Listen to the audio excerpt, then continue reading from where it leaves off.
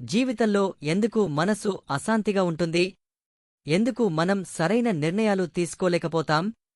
ఇవే ప్రశ్నలకు సమాధానం ఇస్తుంది భగవద్గీత.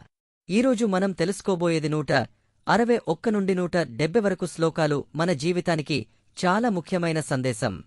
మనిషి జీవితంలో మనసే అతిపెద్ద మిత్రం, అదే శత్రువు కూడా. మనసు నియంత్రణలో ఉంటే మన జీవితం ప్రశాంతంగా ఉంటుంది. కాని అది ఇంద్రియాల వెంట పరిగెడితే అది మనల్ని క్రమంగా కిందకు లాగుతుంది. ఒక్క చిన్న కోరికతో ప్రారంభమవుతుంది. ఆ కోరిక పెరిగి ఆశగా మారుతుంది. ఆ ఆశ నెరవేరకపోతే కోపంగా మారుతుంది. కోపం వచ్చినప్పుడు మన బుద్ధి పనిచేయదు. మన నిర్ణయాలు తప్పిపోతాయి.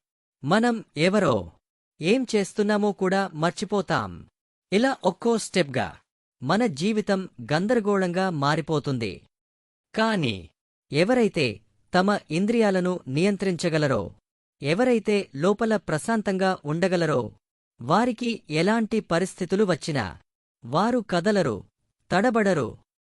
అలాంటి మనిషి సముద్రంలా ఉంటాడు. ఎన్ని నదులు వచ్చి కలిసినా సముద్రం ఒరిగిపోదు. అలానే ఎన్ని కోరికలు వచ్చినా అతను స్థిరంగా ఉంటాడు. ఇది నేర్చుకుంటే మన జీవితం పూర్తిగా మారిపోతుంది. బయటి పరిస్థితులు మారాల్సిన అవసరం లేదు. మన మనసు మారితే చాలు. మనసును గెలుచుకున్నవాడే జీవితాన్ని గెలుస్తాడు. ఇది కేవలం పుస్తకంలో ఉన్న జ్ఞానం కాదు, ఇది జీవితం మార్చే సత్యం. మీకు ఈ సందేశం నచ్చితే లైక్ చేయండి. మరింత ఆధ్యాత్మిక జ్ఞానం కోసం సబ్స్క్రైబ్ చేయండి. మళ్ళీ కలుద్దాం.